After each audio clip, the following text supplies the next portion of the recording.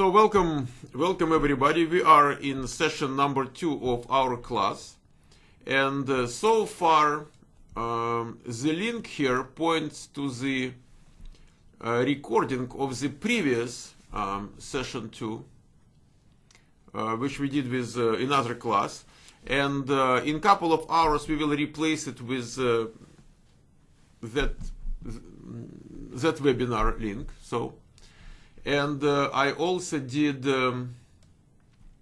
pre-recorded webinar for session 3 today, so you can watch it either today or tomorrow, preparing to the session 3.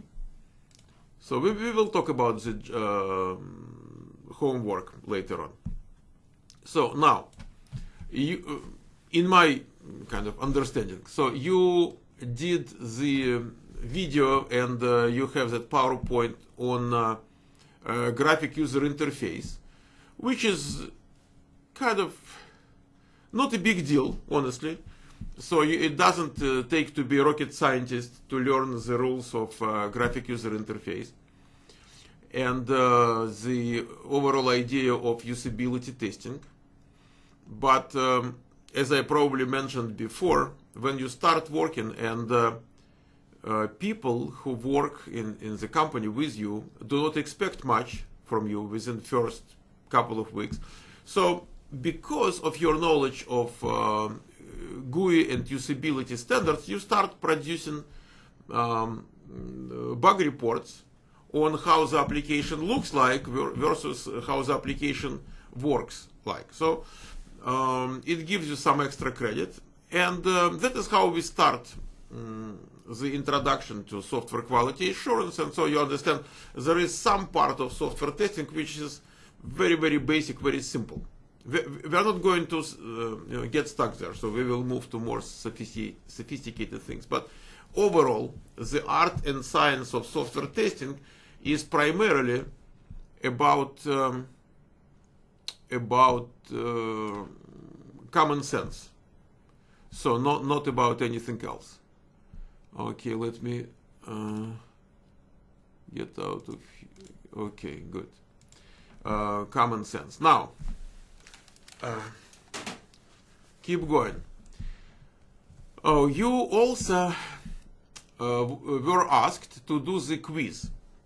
And so we go to that quiz and we will repeat one more time the most fundamental ideas and definitions of software testing, which are, by the way, interview questions, typical interview questions. And hopefully when you did the quiz number 2, you did it out of your own kind of mind rather than just out of copy-pasting things from God knows where. So let's see what we've got here. So let me refresh the screen. So 107 people. Good. Question number 1. Related to the topic. Yeah, so graphic user interface. Graphic user interface standards and guidelines are established by who? And we have multiple options for you here. So one says Microsoft. 44%.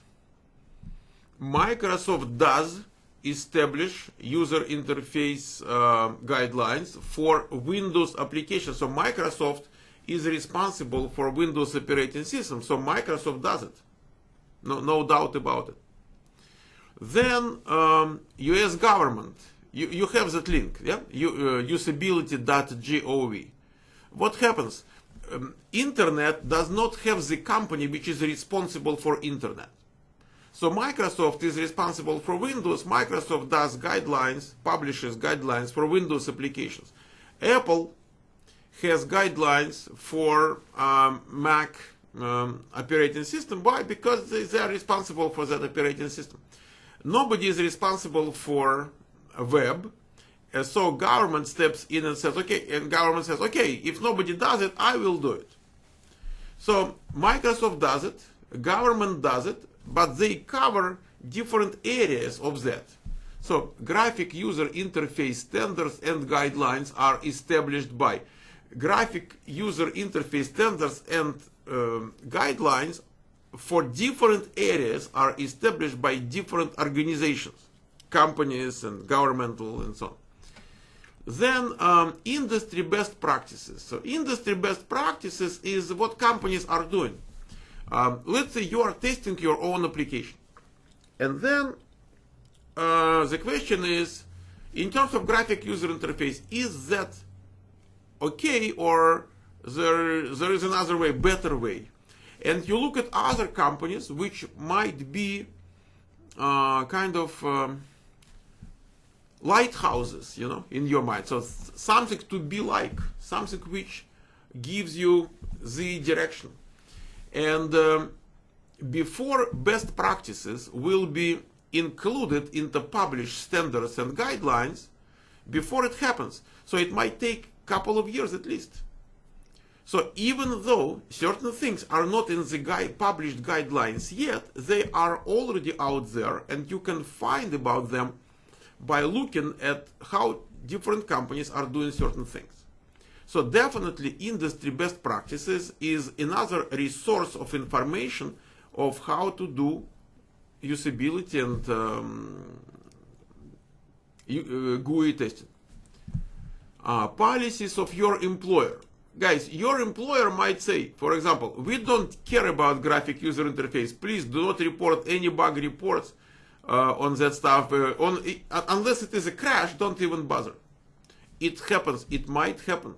If that company is a startup with just, you know, God knows, couple of months of lifetime, and they don't care. They don't have money for that stuff. They have to survive until they get the next tranche of money, so they don't care.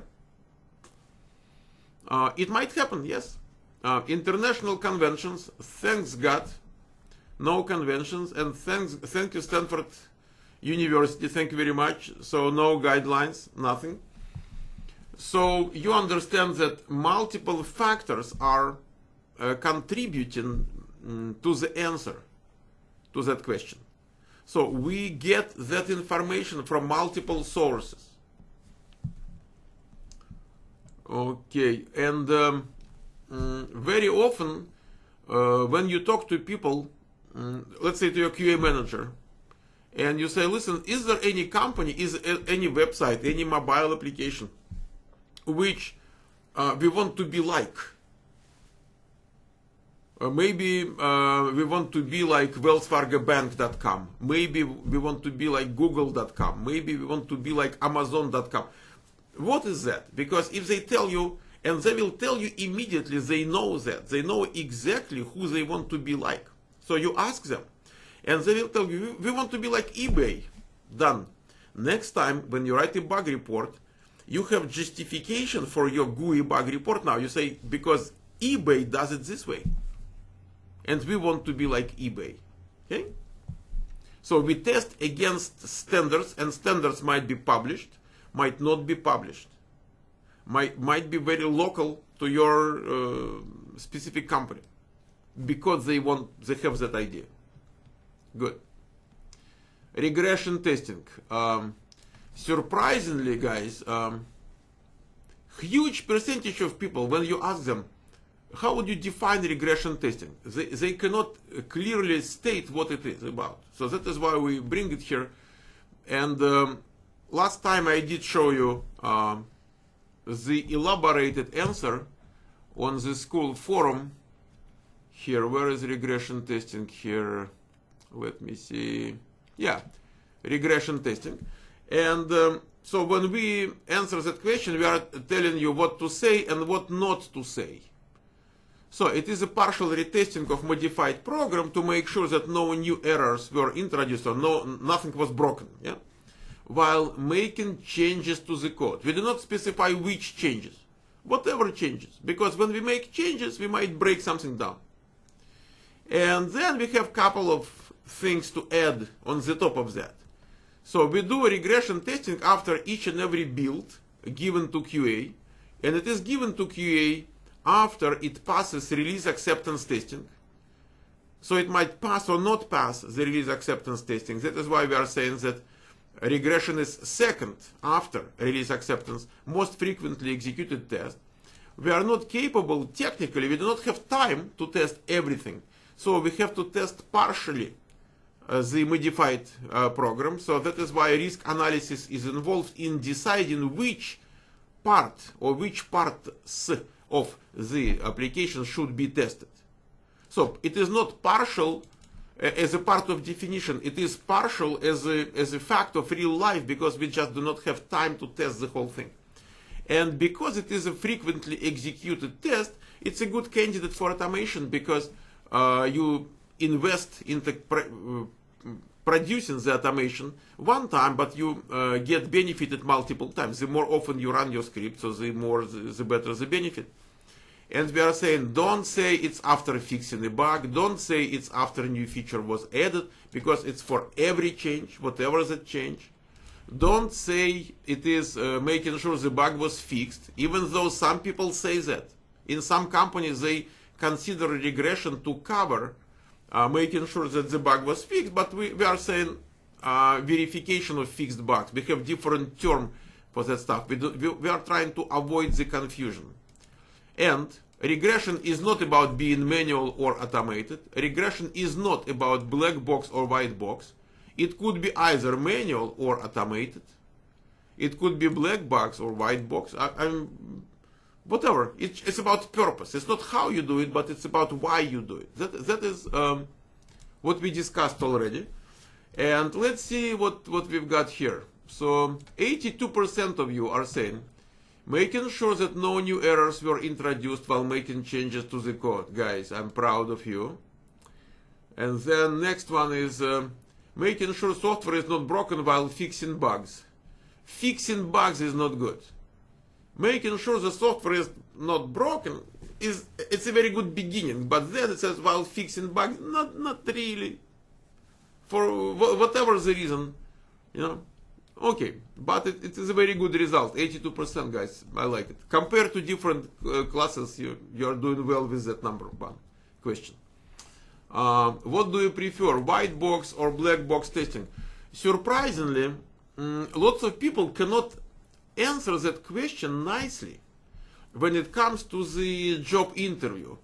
Some people consider kind of certain things to be glorious, or to be more glorious. Let's say white box testing is more glorious than black box testing. Software development is more glorious than black box or even white box testing. So, and to them, when they get that question, they think it's about glory. But it is not. It's about you doing certain work.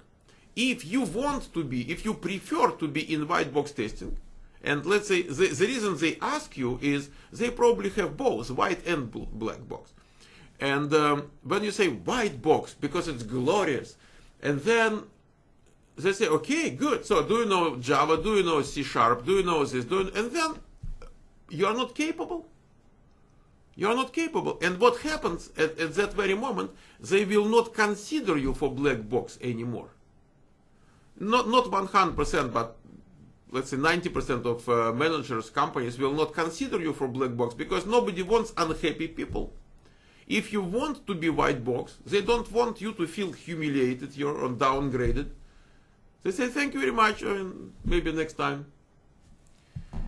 So you are trying to keep all the doors open, means if they have white box position, well, maybe they might consider you. It happens a lot, guys. I see lots of people, specifically in our online class, very substantial percentage of you, when you get a job offer, will be hired for doing test automation. And you don't know much about test automation, but they still hire you in the assumption that you will learn test automation after they hire you. It is not very common in Silicon Valley. So here they want you to know automation already. But what happens, you keep the doors open. What do you like? Automated testing or manual testing? You are looking for black box testing position, manual. But if there is some automation involved, I'll be more than happy to get involved in automation. If there is an opportunity to get involved in white box testing, count me in. I want to be there. I'm not saying that's what I'm looking right now for, but yes, I want. I'm open. So that is the concept. Okay. So we have an amazing choice here. So 86%, almost 87% are saying black box, good. But I would like to get involved into white box testing as well. So I'm looking for black box, but if there is a chance, give me the chance. People want to grow. People need chances. Good, very good. Very good. How come you come with the good answers? That many of you. Interesting. Okay, so what is quality? It is not software quality. See, it's not about software quality. It's about quality overall. And the way we discuss it, we are saying quality is a subjective matter. It's pretty much about people being happy with what they get in their hands. And so, in other words, it's called customer satisfaction. You might like it, I don't like it, but who cares? If you like it, to you it's quality stuff. I like it, I don't like it, I say, well, it's poor quality stuff. Who cares? It is subjective by definition. Okay, customer satisfaction. Yes, measurement of actual product according to planned product. No. No. It is customer satisfaction. The second part is not really there.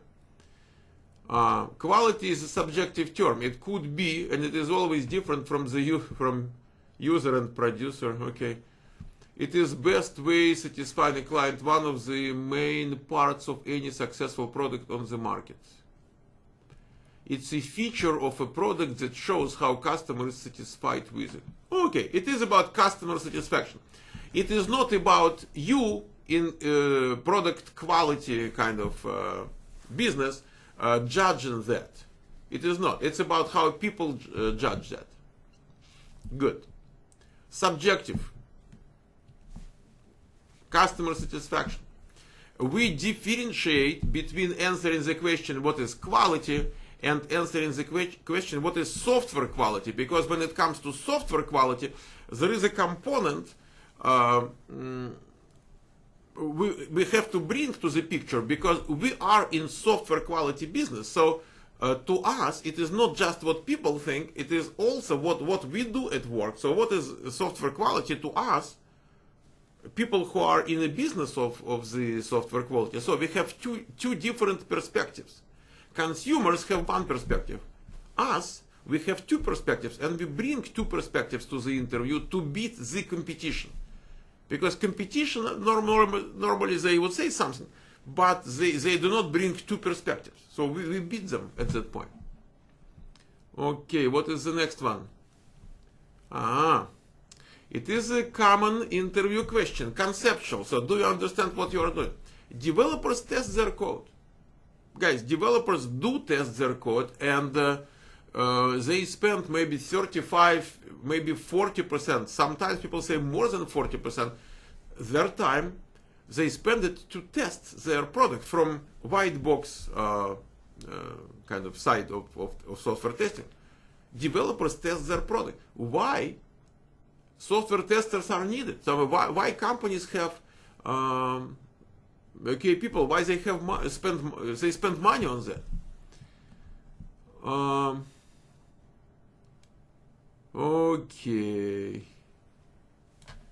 Verify, validate, error detection. I'm afraid you do not understand the question completely. To do regression testing, not just regression testing, not just regression. Software development. So that one, okay. Tester is needed in the whole process of software development does not answer the question at all. Tester will do that job more accurately. Blah blah blah. It's not the right one. Wow. Developers do unit testing, some integration system. Mostly they oriented to do positive. It's good. Testing, while QA people do negative regression. Guys, if we do not do negative anti-regression, nobody will do negative anti-regression, really. That is the key. And regression testing, I mean, the volume of regression testing is huge. It is huge, each and every build. And we might produce builds, God knows, once a day. Each and every build should be tested for regression. Developers cannot do it. So negative testing. Developers naturally are focused on positive. So unless we have testers, nobody does negative and nobody does regression testing. And the third thing which I would add to that is developers work and test certain modules, certain units of code. So developer does not create the entire product. Developer creates a couple of units of the product. Testers test much broader scope of functionality. So testers have different perspective. When we do black box testing, developers also do black box testing when they put themselves in users' shoes. But we have different perspective because we look at much broader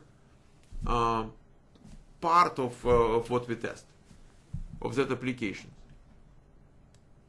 Okay. Okay. What is gray box testing? Interesting. Aha. Let's try.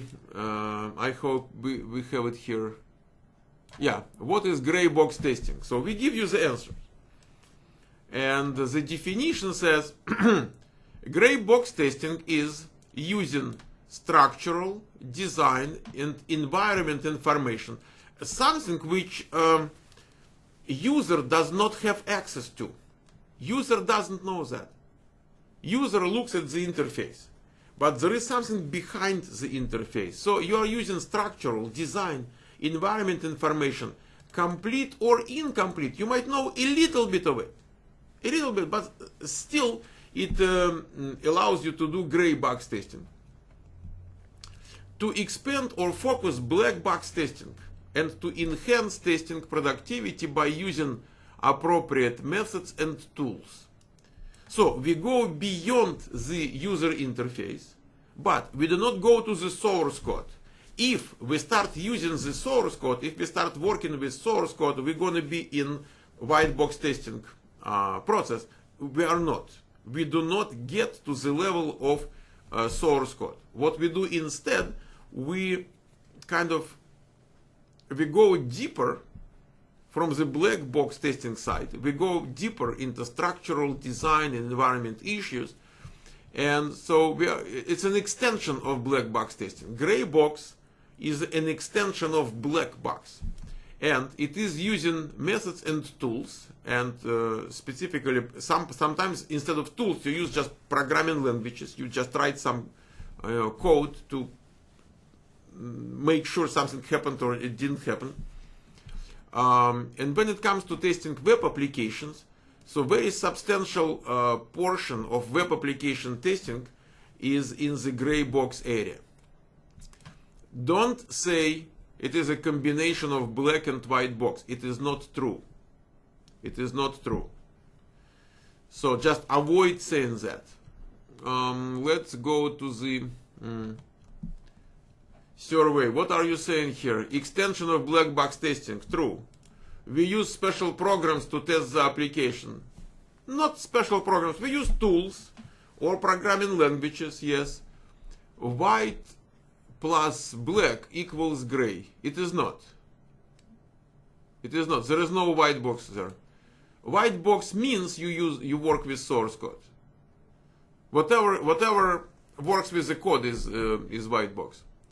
Method of testing that is done with limited information about the internal functionality of the product.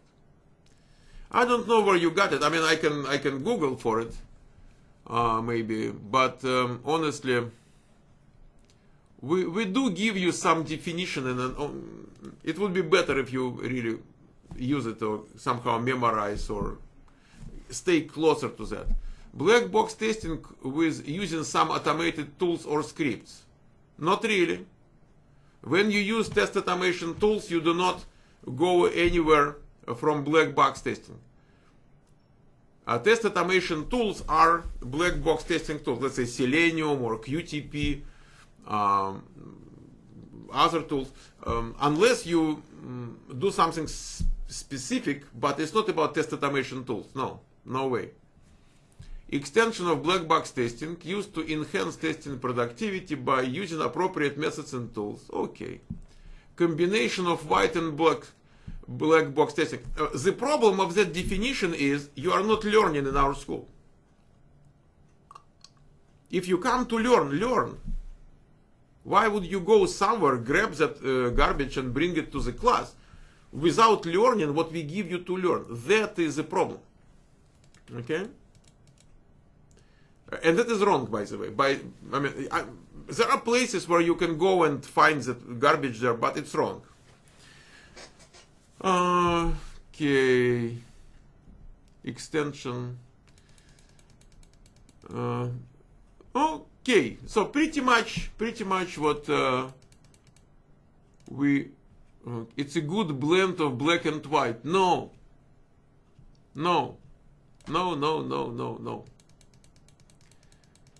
Combinations. Some people come with combination stuff. Not many, maybe 10%.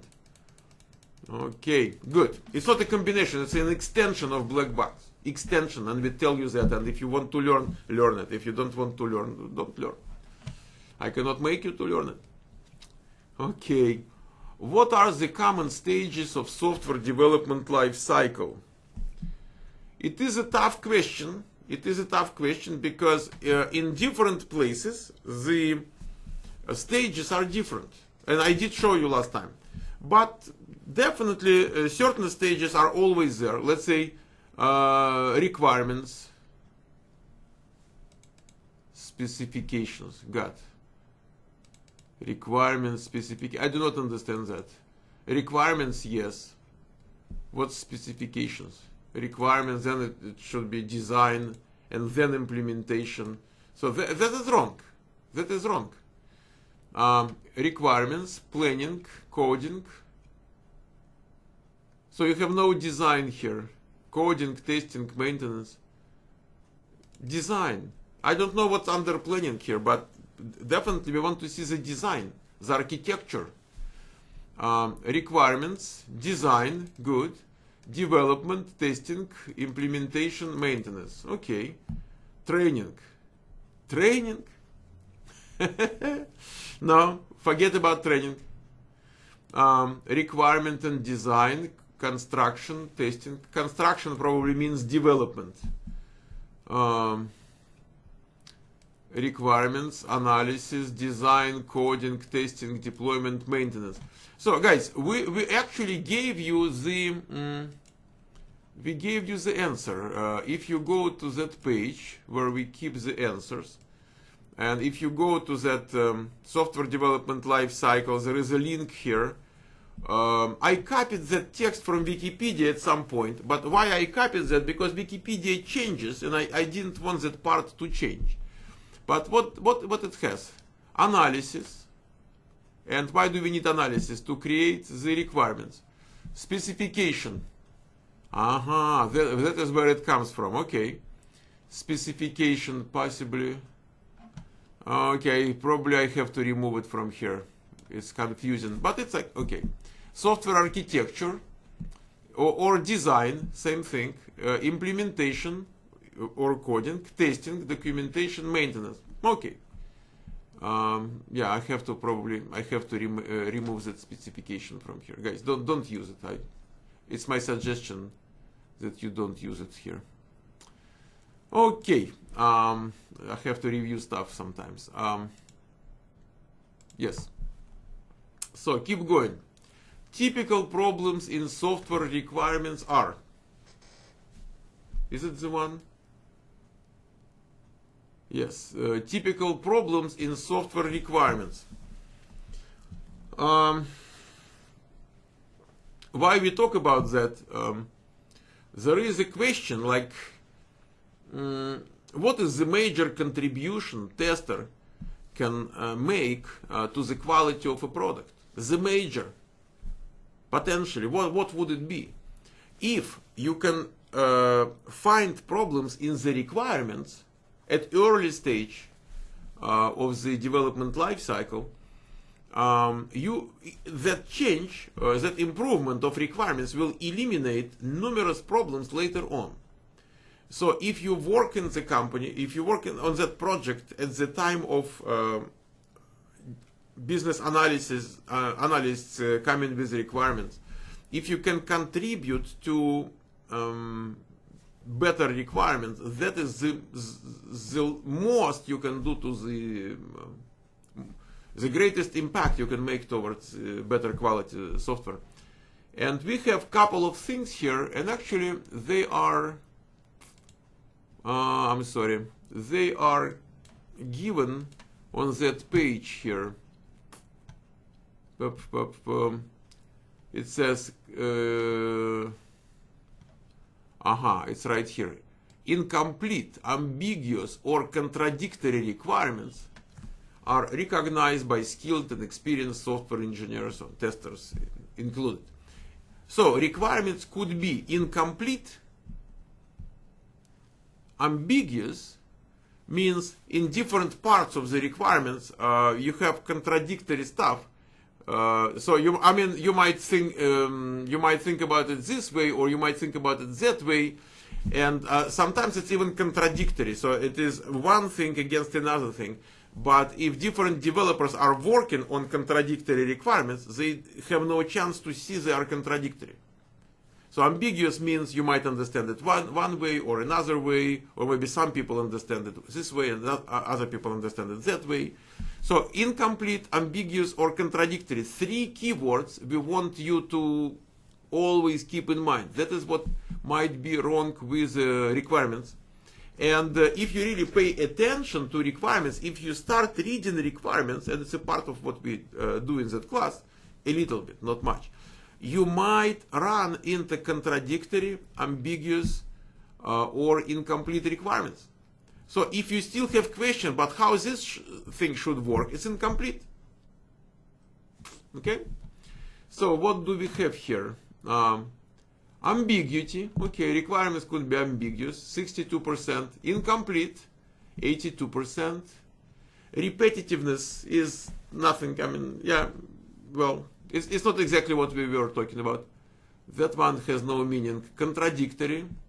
So, ambiguous, incomplete, and contradictory requirements are leading that race, okay, forgiveness, duplication, two-dimensional, God knows what it means. I was trying to confuse you. Probably I didn't tell you yet.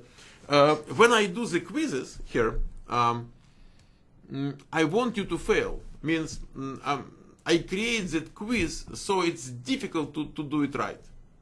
That is why when you come with 80%, 90%, I'm saying, oh God, we've got a strong class here. I provoke you. I give you all the things which are not correct, so you actually go there. I know wrong things which are attractive. I learned them over time. So you are doing pretty well here. Okay, good. Who is a better tester? Okay, the one who submits more bug reports, 27%, or the one who has more bugs fixed, 59%. But where are other people here? 60, 87. Okay, we have QA manager is a better tester. Come on, you are making fun of QA managers, huh? QA managers do not compete with you for being better testers or better than you are. QA manager has a completely different job. So we are not competing with QA managers. I have never seen anybody who is better than me. The one who is better paid. Okay. So the one who has more bugs fixed, because when it comes to writing bug reports, and that is the part of our course which is coming, we have to sell the bug report. We have to, we have to convince the developer that your bug report is good to be fixed. Because there are competing bug reports. Let's say as a developer, I say, okay, I have 2 hours for fixing bugs. And there is a list of, let's say, 100 bugs which potentially could be fixed today. And I'm looking at 100 bugs and I'm thinking, okay, maybe I can fix 10. If I'm lucky today, I will fix 10. But you know what? If I can fix 15, I would rather do 15.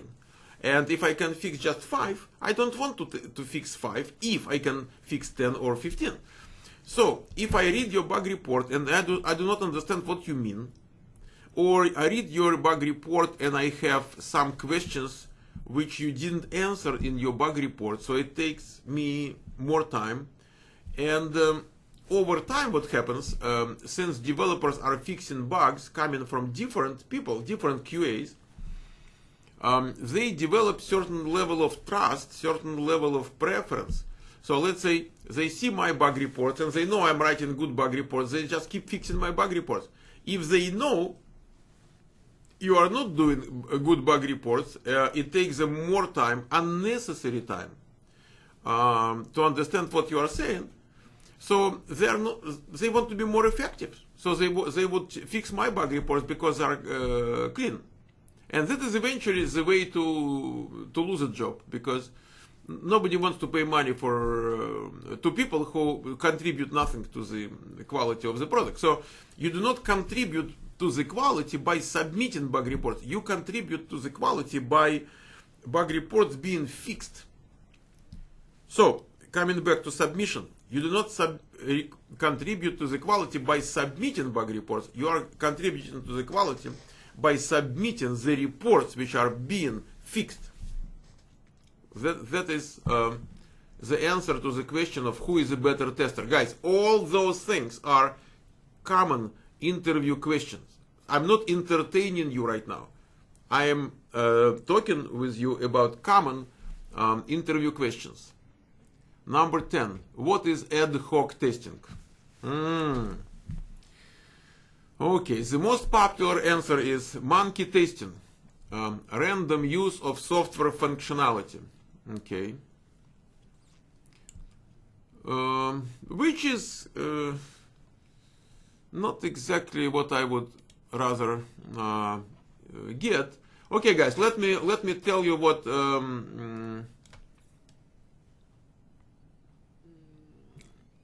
ad hoc testing is about. So we look first at exploratory testing. Oh god, it's in Russian. Okay, exploratory testing. And exploratory testing has 3 components. So component number 1, we plan. We say, okay, let's do this. Okay, we are planning. Component number 2, so after we plan something, we execute. So let's say plan, okay. We plan, we execute. Component number 3, we analyze. And then, so even something which looks like random testing, why don't we do this? But when I say why don't we do this, that is the component of planning. And then you do it and you say, So when you say, that is analysis, you say, aha, that is how it works. Now guys, copy. Now it's not exploratory, now it is ad hoc. And ad hoc testing is a subset of exploratory. You will see why. Exploratory. Why it is a subset? Because all 3 elements are happening simultaneously. They are all happening at the same time. We plan, execute, and analyze at the same time. That is why people call it monkey testing, which is not exactly monkey testing, because monkey is not capable of planning and analyzing. Monkey is just about execution, okay? But from outside, it looks like monkey. Because if you do everything at the same time, so it looks like you are not planning or analyzing, you are just executing, which is not true. So honestly, my belief is, my understanding of human physiology is that you are not capable, even if you want to, you are not capable as a human being to act as a monkey. We lost that ability. So at a certain point. So that is ad hoc. So don't call it monkey testing. It's not exactly monkey testing, but it looks like monkey testing from outside. So when we look at the quiz, it says monkey testing. Not really. Not really. It's not monkey testing. It's not random. Simultaneously planning and executing tests. Well, yes. Ad hoc testing is about planning and executing and actually analyzing, yeah, at the same time. Simultaneously executing and learning. Yes, both elements are there. Simplified form of exploratory testing. It is a simplified form of exploratory testing. It is. So that is the only 100% truthful statement here. It is a simplified form of exploratory testing. Okay, guys, let's go to the class and see if you have questions here. No questions. Aha. So are you with me? So is it easy to understand what we are discussing here? So no specific kind of problems, troubles. Yeah, it is very simple. Good. Let's talk about something which we have for the next session. Okay, 2007. Okay. Why the name is ad hoc? Ad hoc comes from ancient Rome, so it's Latin. Means no order, no structure. It's not English, actually. In GUI standard guidelines question, you mean there are more than one answers, right? Yes, there are more than one good answers there. Yes. So Microsoft does it for Windows applications. Apple does it for Mac applications. We have actually guidelines for Android coming from, I believe, from Google. We have also guidelines for iOS applications and so on. How exactly do we plan doing exploratory testing? How do we plan? It is kind of, I wouldn't say random, but it's common sense based. It's your curiosity, it's your previous work experience. There is no specific plan on exploratory. You might say, okay, let's explore that specific feature, or let's, for example, you go to Microsoft Word and you are exploring how you can save files in Microsoft Word, and you will see maybe, I don't know, I never counted, let's say 30 different formats in which Microsoft Word allows you to save files. So you look at just one feature, but you didn't use them. Those most of the formats you didn't use before, so you might try to save. Meanwhile, you might look at Wikipedia, what this format or that format means, and you might try different applications. Let's say you save a file in, God knows, RTF format, and then you try to open that file in another application. Maybe you open it in, God knows what, I don't know. So, that is what comes to your mind based on your experience and your vision of things. How exactly do we plan? Yes, could you please provide the example? Example of what? I can provide example of everything, just tell me what you want to be exemplified. How we need to answer? Only one answer or several? The quiz itself, the software, allows you to choose either one or multiples. If it is just one, it comes as a radio button. If you can do multiple, it comes as check boxes. So you can immediately see, when you look at the quiz, you can immediately see if it allows you multiple answers or just one. It is just in the interface. Who is the best tester? The one who submits more bug reports fixed. If I have 10 reports fixed and you have 9 reports fixed, so then I'm a little bit a better tester. Could you cover other parts of today's homework in this session? We will talk about it. Is it really important to get familiar with Windows GUI standards? I mean, do you recommend to read and analyze those materials? My suggestion is keep it, okay? Make a copy for yourself, because God knows when you might need one. I'm not saying go and spend time on it. If you have time which you can allocate for usability and graphic user interface, my suggestion is do it with web applications, with usability.gov. Also, I sent you the file to the Skype group, but what you can also do, you can go to Google, for example. You can say web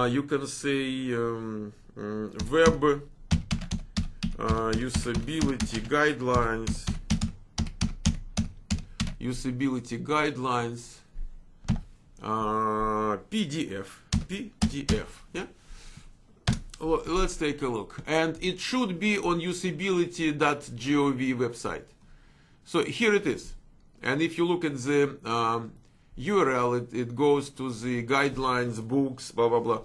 I did send the file to the group, but you can always go and do it. And again, my suggestion is do it now. Do it today. And that is the complete book. Because when you go to the usability.gov website, it gives you chapters, chapter by chapter, in the main interface. Yeah, that is the book. That is the book. But if you go to the main interface and you go to guidelines, yeah, we did it last time, browse all the guidelines, and then it gives you chapter by chapter, but no link to the entire book. And only the entire book has valuable 400 items checklist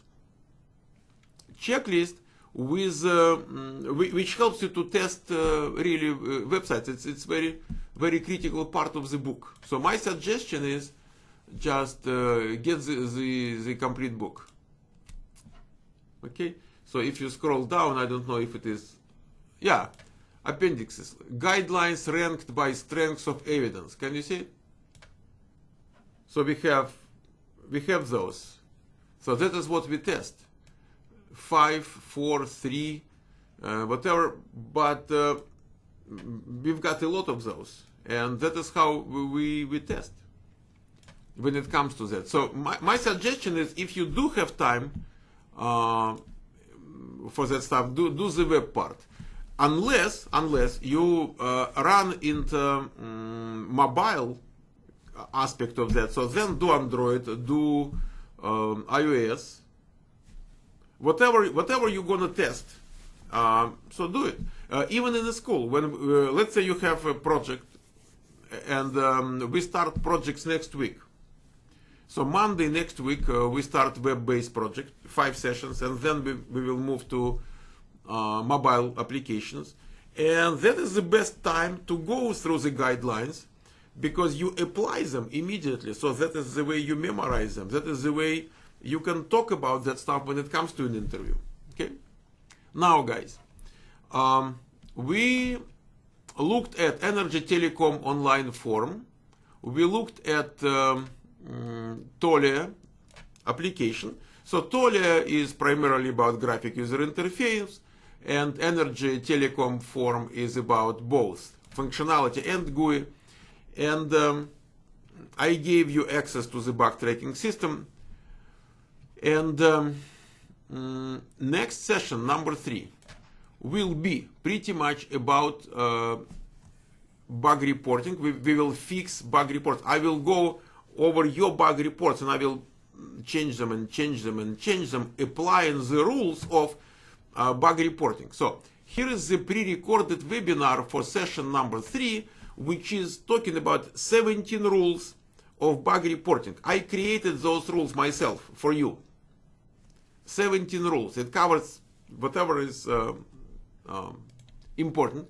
So what we want you to do, you watch the video, you write at least 10 bug reports, not the ones you already did, okay? I want you to write 10 bug reports, or maybe rewrite, edit the at least 10 bug reports which you already submitted, with consideration of those 17 rules. So we want you to do it better than you did it before. That is the point. And session 3, the entire hour, we will go and I will do the bug reports. I mean, I will modify your bug reports. I will improve them so you understand the idea behind, and I will refer to those 17 rules. Okay? And now, let's go to, we will start it today. So let's go to the forum where you were supposed to report the bugs, and we will look at the Energy Telecom bugs today. Let me go to that website. So it's Energy Telecom Portnov.qa. So guys, it also exists as Energy Telecom Portnov.com, and that version doesn't have many bugs. We consider it to be bug-free, kind of.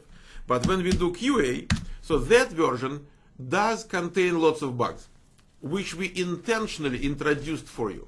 Okay? And many other bugs are there without any specific intent. They just happened.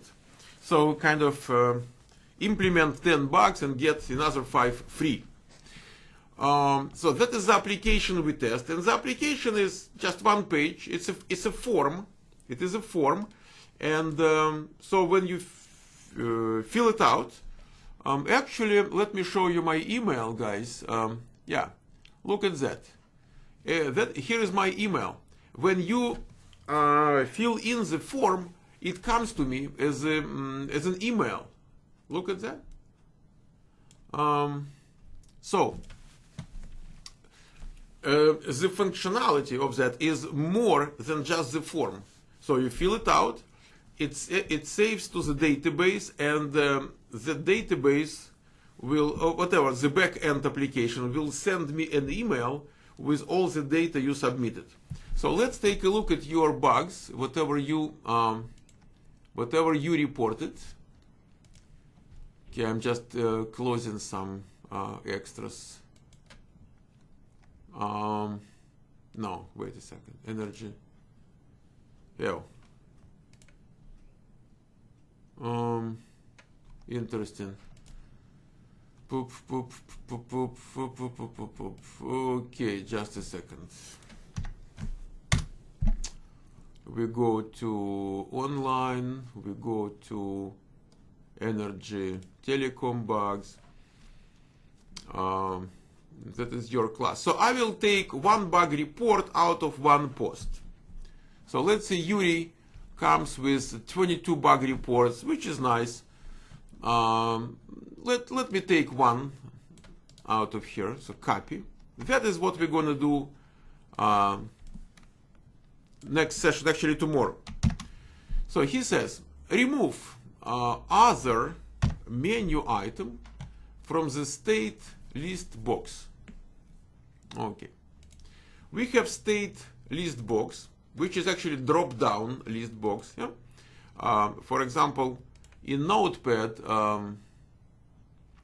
let's say here, we have list box here. That is the list box with funds. but it is not a drop down. It does have fixed dimensions. The one here is a drop down list box, which is fine. And then he says remove other. There is no other state, which is true. There is one problem here though. So let's make it number 1. Okay, bug report number 1. Remove other, but it's not menu item. There is no menu there. It's a list box. See, here it is a menu item. Those are menu items. But when it comes to list box, so it's a list box item. So a list box. Remove other list box item from the state list box. You can do it this way. So let me ask you guys. We will talk about it tomorrow in greater detail. But if I ask you that specific bug report, is it a problem bug report or is it a solution bug report? Problem or solution? What do you think? Is it a problem bug report or is it a solution bug report? Come on. So, lots of people so far saying solution, nobody says problem. Okay, good. I agree. It is a solution bug report. It says, do it this way. Remove other list box item from the state list box. Perfect. So the bug report was almost perfect. Just small kind of terminology thing here. Good. And we talk about terminology in that pre-recorded webinar for the next session. When I talk, there is a rule number 17, I believe. It says you have to use technical language, not people of the street language. Okay, technical terms. Good. Yuri is doing good bug reports. Now, what is that number 1? Copy. So it looks like usability stuff. Let me see. Number 2. Header does not make sense with the content of the form.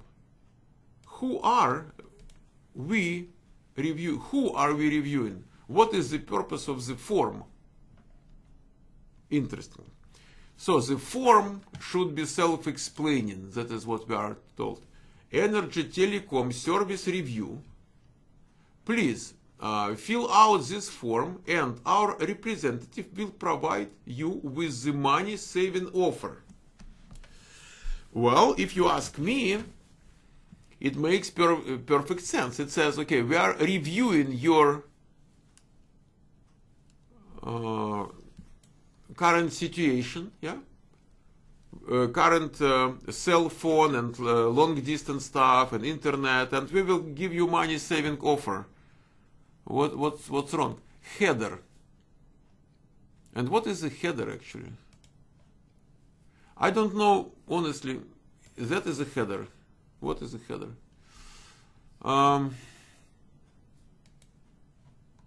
Well, see guys, when you come up with a bug report, you remember that bug report points to the bug. And bug is a mismatch between actual behavior and expected behavior. Okay, let's say it's not about behavior, it's about graphic user interface. Okay, but what is the mismatch? What is the concept? Header does not make sense. Okay, things should make sense. Obviously, whatever is in the interface, it should make sense.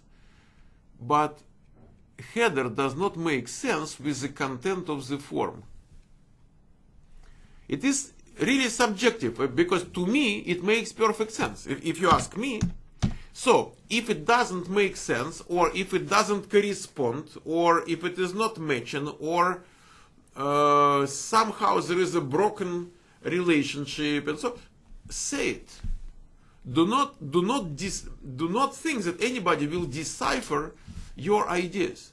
Either you provide the clearly stated problem, or God knows what you mean, and then we have to spend another, more time and more time and more time trying to understand what you mean. I don't know. The way I understand that, it makes perfect sense. Guys, anybody can help us. What is that problem? Would you suggest what might be the problem here? Headline, not header, headline. I think that person just didn't translate it correctly. Language gap. Nothing called header. Well, in GUI there is a term header, definitely. In your resume there is a header and footer. Yeah, the word header is part of English. Yes. Title has to be headline. Yeah, but what about making sense or not making sense? Honestly, I don't know. What we can do, guys, I don't want really to run into HTML here, but you can look at the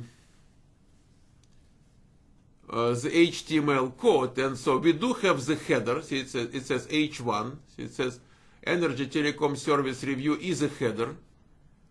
Then we have another header, yeah, which is H3. So H1, H3.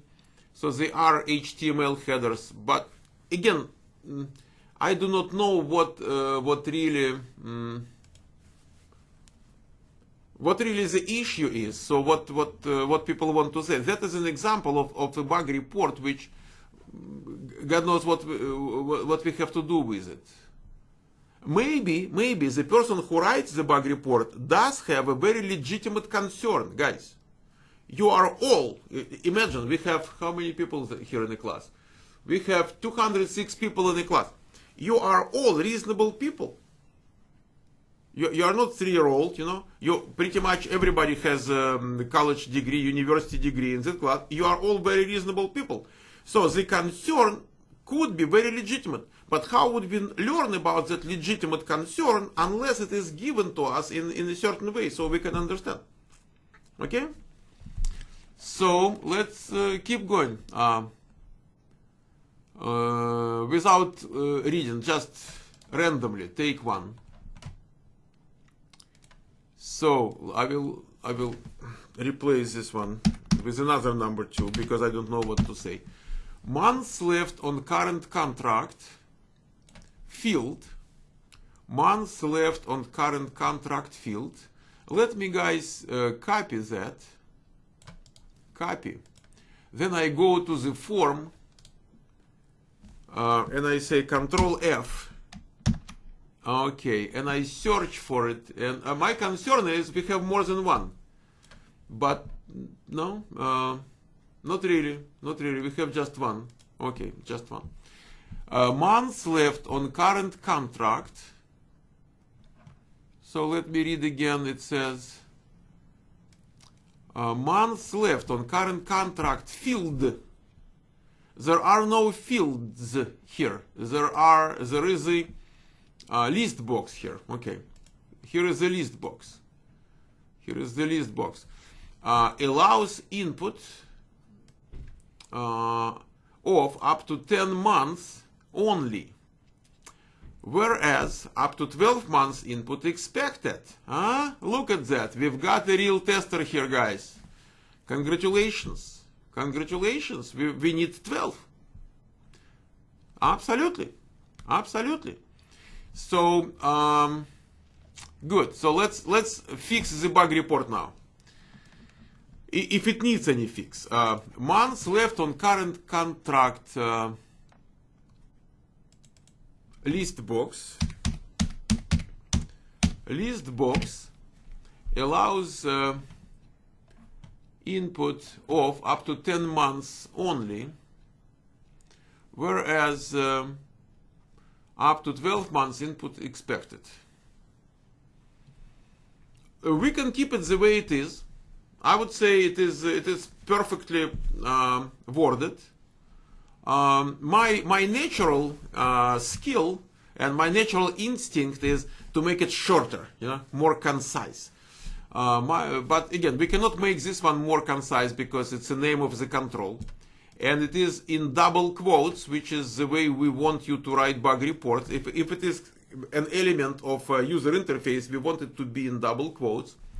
So that list box allows, it should allow to summon, allows user, to input up to 10 months only. Okay, let's do it this way. I would say months left on current list box. Okay, that is how I would do it. Copy.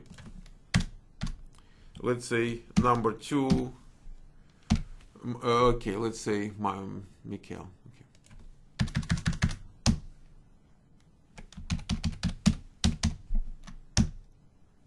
Mikhail. So that is what I would do. I would say number 2. Paste months left on current contract list box, colon. We will learn next session that there is a rule of 3 W's.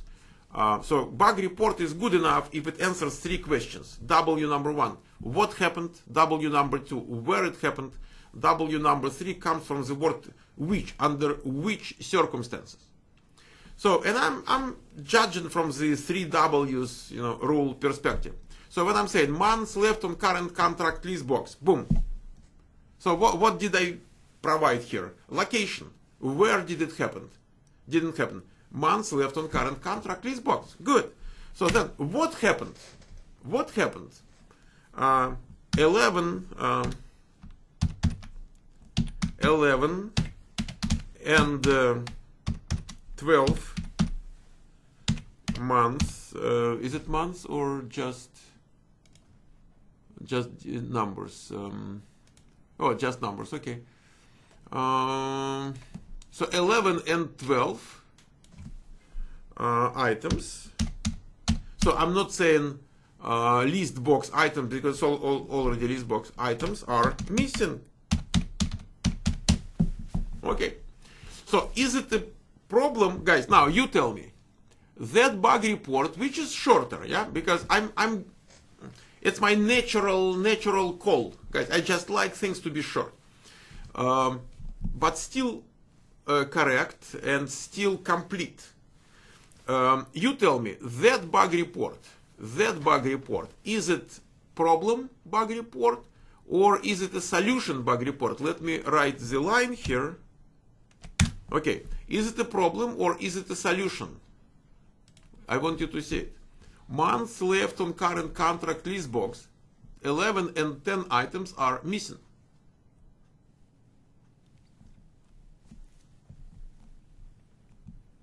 Okay, let's see. Problem. People say problem, solution.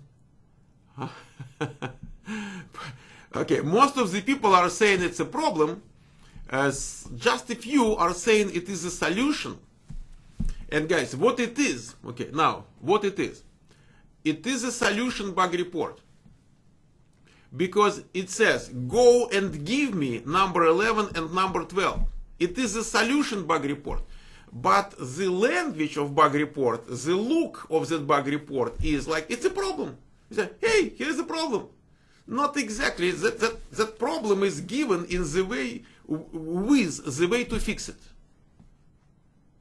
I'm telling exactly how it should be fixed.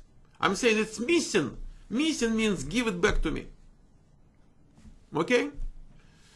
So guys, do you like it? Do you like the logic? Do you like the how to say, the common sense, okay, applied? How to determine the type of a problem? You don't have to determine.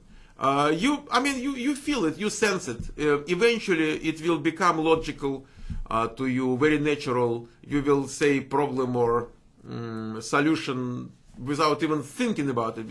It will become a part of you. I'm just telling you, it's real life. Listen, and in the real life, sometimes solution looks like a problem. You know? So,